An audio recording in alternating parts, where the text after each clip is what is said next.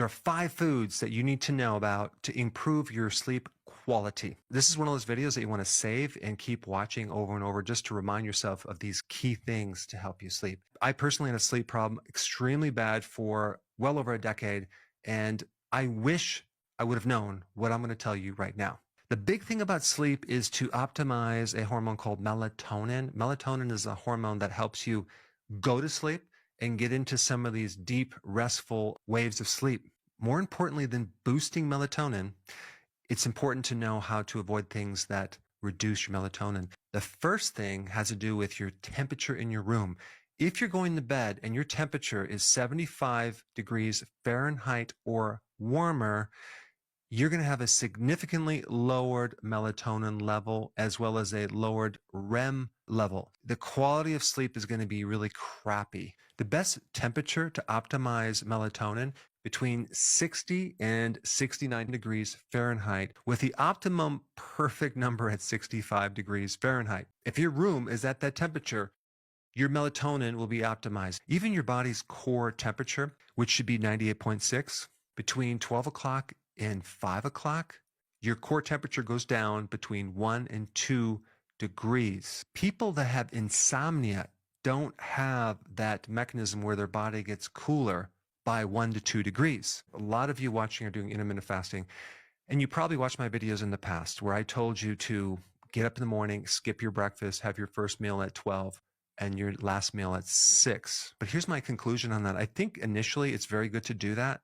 especially if you're trying to lose weight and you're trying to correct insulin resistance, because here you are, you fasted all night, might as well ride the wave, go as long as you can, and then have your first meal. But after you do it for a period of time, let's say you do this for over a year or even 6 months, and you kind of correct this insulin resistance, you may want to experiment to have your first meal in the morning and your second meal at lunch, and maybe not even have a dinner, because one thing that will disrupt your sleep is sleeping on a very large meal. What I've been doing recently, and it seems to work really good, is to have the 2 meals in the first part of the day. This also gives you a little more energy through the day, not at night. So why would you want to have a large meal in the evening, which you're just going to sleep on? This next point has to do with blue light. If we look at the spectrum of light, part of that spectrum is the blue light. That is the wave that you want to filter out in the evening. Why? Because blue light inhibits or suppresses that sleep hormone melatonin that helps you go to sleep. Probably the worst is the flipping through the social media on your cell phone before you go to bed. There is a big difference between the TV blue light and close-up cell phone blue light. The blue light in your cell phone is much stronger. So if you are going to watch TV at night, that's fine, but just turn the lights out around the TV so you can darken things. And if you have to be on your cell phone, you can wear these blue light filtered glasses. You have to realize that blue light not only affects melatonin, it kind of wakes you up. And blue light also messes with your eyes. It can create damage in the eyes. So just be aware of blue light. Turn the lights down a little bit as it gets later in the day. Another way to build up your melatonin is through exposing yourself to the actual sun during the day. The vitamin D from the sun can also help indirectly increase your melatonin and your sleep cycles. But I tell you, if you have sleep apnea or you have jet lag or you're on rotational shifts, you should be consuming vitamin D as well, because vitamin D is really important in kind of reestablishing those circadian waves. Now, there's one more point about cell phones. There's something called EMF, electromagnetic fields, that come off this. It's like invisible radiation. Just as a very side note, I will do a full video on this, but this is the device that I use. It's the Trifield. So you can turn this on and start testing the exposure to various things to see what is giving you all these EMF waves that could greatly inhibit your sleep. I have tested my entire house, right? I go through the computer, I go through the area where I'm sleeping, the walls that are close to my bed, to make sure there was no extra frequencies that were affecting me. And I found several areas that were really messing me up.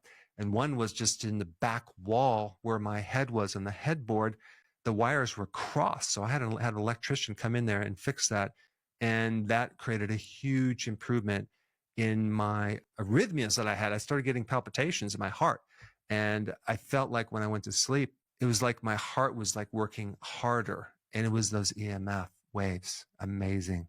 There's a few more things that inhibit melatonin: alcohol, caffeine, nicotine, medications, especially the antidepressants. And also a high carb diet will inhibit the melatonin.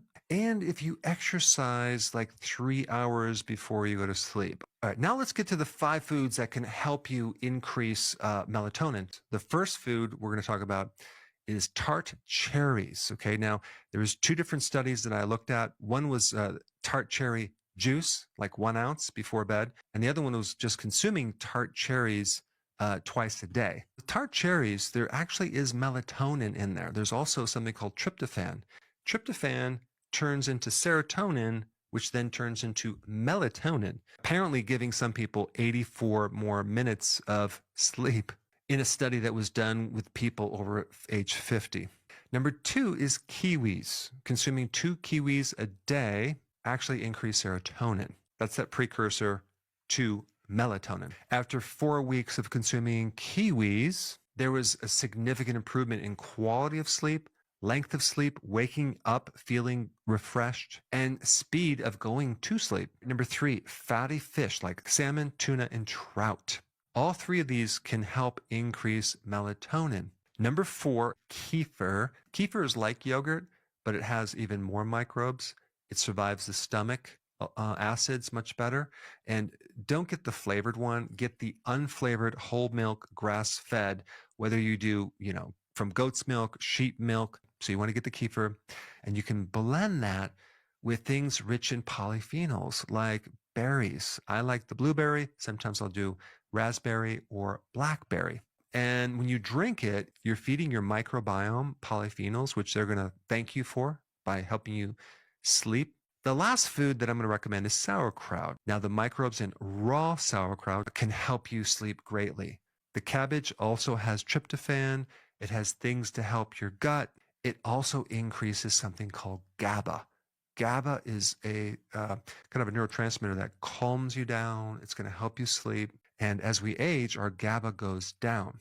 Sauerkraut has certain properties that help you reduce stress and cortisol. Sauerkraut also has vitamin C that's been associated with better sleep. And lastly, don't forget about your breathing while you're sleeping. Breathe in slowly and breathe out slowly through your nose. So just by focusing on the breathing can kind of pull you out of this sympathetic stress state. So I have videos on that as well. In fact, that might be a really good one to watch right now. I'll put it up right here. Check it out.